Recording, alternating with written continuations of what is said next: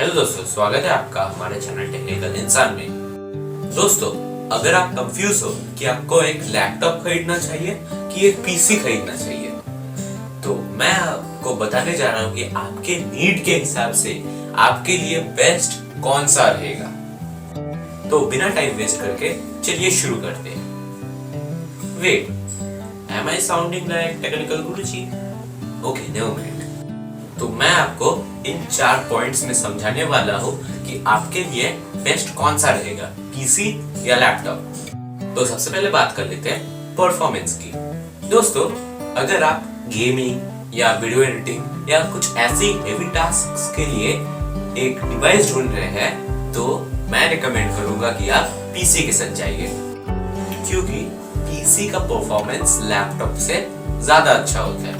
क्योंकि देखो, company try करती है कि लैपटॉप्स को छोटा बनाए, तो छोटा बनाने के लिए उनको पार्ट्स को भी छोटा और लाइट वेटेड करना पड़ेगा ताकि लैपटॉप भी लाइट वेटेड हो। तो इसकी वजह से जो परफॉर्मेंस होता है लैपटॉप में वो थोड़ा घट जाता है। लेकिन पीसी में ऐसा नहीं होता है, क्योंकि पीसी में एक पूरा डब्बा होता है जिसमें बड़े बड़े पार्ट्स और हैवी पार्ट्स रखे होते हैं और उसका परफॉर्मेंस लैपटॉप से ज्यादा होता है।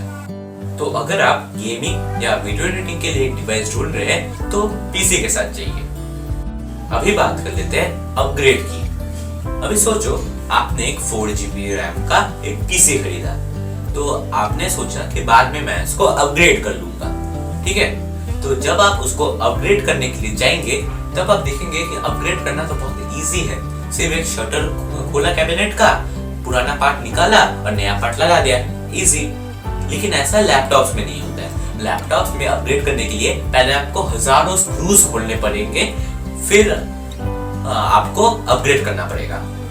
लेकिन अगर आपके पास एक्सपीरियंस नहीं है तो आप नहीं खोल पाओगे, क्योंकि आपको पता नहीं होगा कि कौन सा स्क्रू खोलना है। तो आपको एक कंप्यूटर स्टोर में लेकर जाना पड़ेगा, तो उसका अलग खर्चा होगा। तो मेरे हिसाब से कंप्यूटर इसमें बाजी मार गया। तो अगला पॉइंट है बजट का।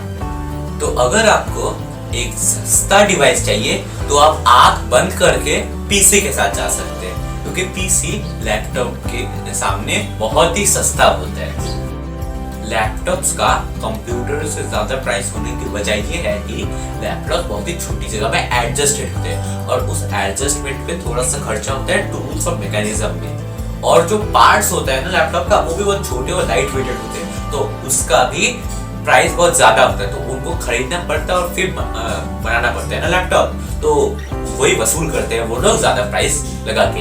लेकिन पीसी में ऐसा नहीं होता है। पीसी में एक पूरा डब्बा रहता है, उसमें आपको पार्ट्स लगाने होते हैं, उसमें उतना एडजस्टमेंट नहीं होता है, तो उसमें उतना टूल्स भी नहीं लगता है, आप हाथ से ही लगा सकते हैं। इसलिए पीसी का प्राइस लैपटॉप से कम होता है। तो हमारा अगला पॉइंट है पोर्टेबिलिटी। तो जिनको नहीं पता पोर्टेबिलिटी क्या होता है, उनको मैं बता देता हूँ कि पोर्टेबिलिटी मतलब आप एक चीज को एक जगह से दूसरी जगह ले जाते हो, तो उसको पोर्टेबिलिटी बोलते हैं। तो इसमें तो लैपटॉप बाजी मार जाता है, क्योंकि लैपटॉप छोटा और लाइट वेटेड होता है, तो आप आसानी से एक जगह से दूसरी जगह ले जाते हो।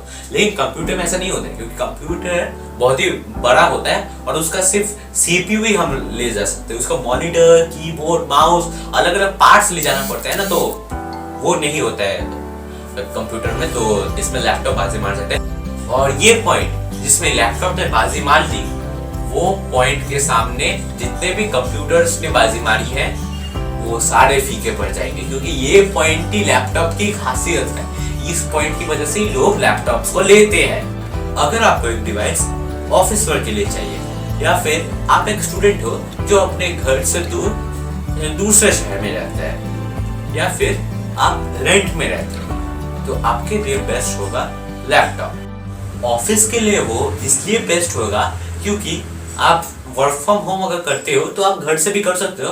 अगर आपको लैपटॉप ऑफिस में भी लेकर जाना है तो आप ऑफिस में भी लेकर जा सकते हो।